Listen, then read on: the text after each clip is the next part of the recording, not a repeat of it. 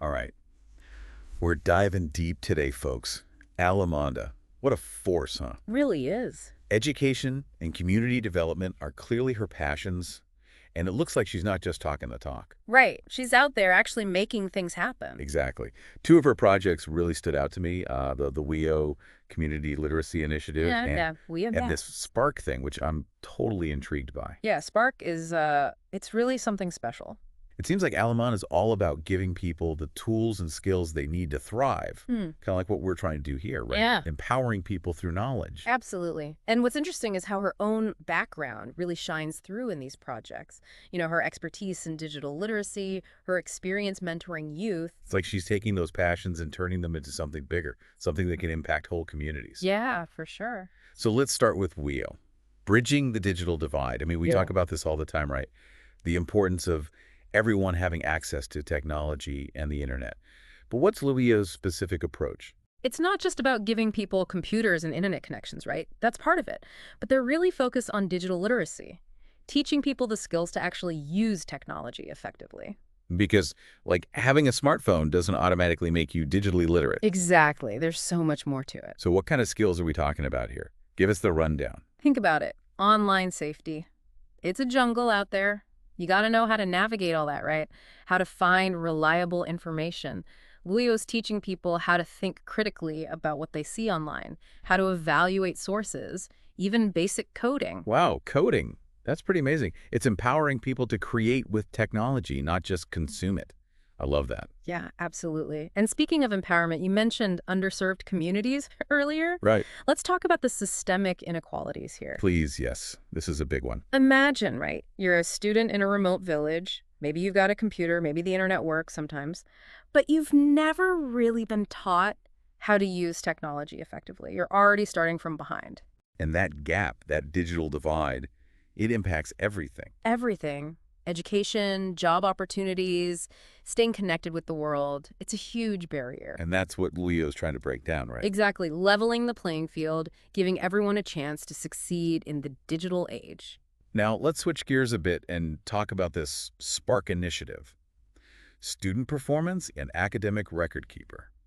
That's a mouthful. It is, but it kind of sums it up, you know. So it's about data then, like tracking student performance. Data is a part of it, but it's bigger than that. It's about communication and collaboration. Think of it as a platform, a way to connect teachers, parents, administrators. Okay, I'm seeing the community aspect here, like with Leo. Exactly. Spark helps them all work together to support the students. Everyone's on the same page. So how does this work in real life? Paint me a picture. Okay, imagine a parent, maybe they live in a remote village, right?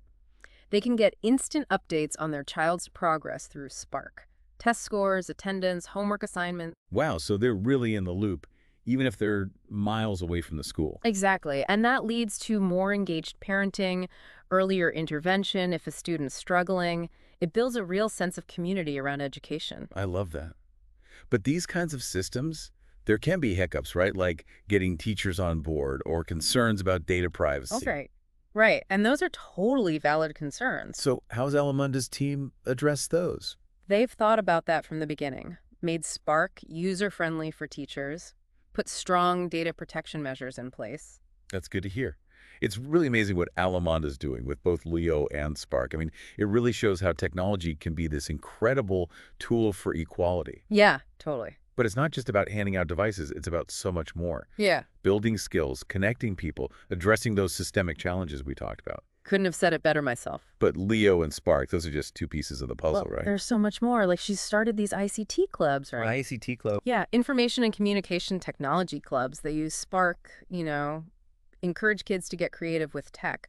But it's not just about the tech skills. It's about problem solving, teamwork. So it's like a holistic approach to education. Exactly.